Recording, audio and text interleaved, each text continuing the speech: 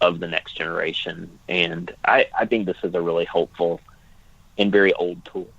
Yeah, that's awesome. Now, we've talked some about things that happened very long ago, even in the Old Testament. But to look to today, do catechisms still have a place for today? Yes, I think so. I mean, I think absolutely they do. And I think North Star is great. I think New City Catechism is really good. I would encourage local churches to think about picking a catechism with questions and answers that have language that kind of correspond to language your local church uses on a regular basis.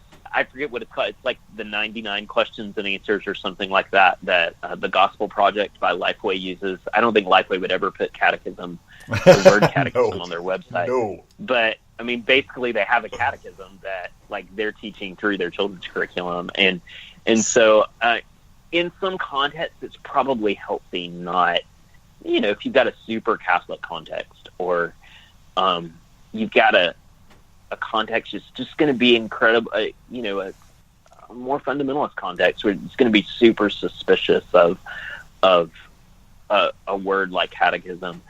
You may start out just using like these are questions and answers that teach Bible doctrine, or this is Bible drill, or this is like the big picture questions in our Sunday school curriculum.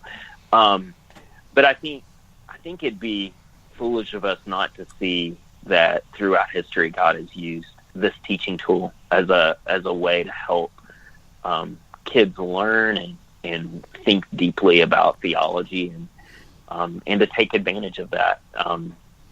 Do I think you're in sin if you don't use the catechism? No. I don't think this is like a gospel issue, but I think it's really helpful, and I think what we've seen throughout church history on different continents in different ages and different contexts, it's like a tool that God has used to equip the next generation and leaders as well in churches. It's one of those things we want to pass on to the kids at our church for sure. Well, and I want to add, we need to catechize in our day because whether we catechize or not, our children will be catechized in one sense or another. I mean, the world around us wants to catechize, and even in sometimes very formal sense. I think of, I read recently of the news of Justin Trudeau kind of made a statement that really alienated those in Canada that were pro-life. And he mentioned in that statement, suggesting kind of taking some funding away from pro-life groups, that that those who are pro-life aren't in line with our Canadian values that we're taught from a young age, something like that. So these core Canadian values that we need to hold to.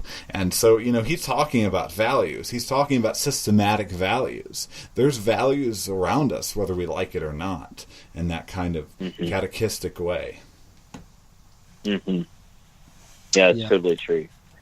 I think we want the kind of language that, not necessarily in a subversive way, but in a foundational way, helps our kids build a worldview that they're able to look at the culture as they encounter it and say, this is in accord with our Christianity or this is not. I think in the same way, and just even one of the things I really appreciate about Luther is he's just not afraid to talk about demons everywhere and angels helping you every day. And our modernist culture, we may even memorize theological statements without thinking about the spiritual world that is there behind what our eyes can see, that our kids are encountering every day. Hopefully through the way we're teaching, we're also challenging kids to continue to have a great wonder about the world they live in, where they see, because they've been taught from the youngest age, there's a spiritual world that's beyond what their senses experience, that God is at work in the world around them, and there's a war and battle going on in the spiritual realm for our churches and and for the way we think each and every day. Thank you for joining us for part one of a two-part interview with Sojourn family pastor Jared Kennedy talking about catechism. The second part of this interview will be posted in 1 week from the original posting of this episode. And as always, we're glad to have you listen in. And you can listen to all of our episodes on SoundCloud, on iTunes, on Spreaker, as well as on Stitcher. We hope that you've been blessed by this episode, and we hope that you continue to listen in and continue the important work of discipling the children in your area of influence. God bless.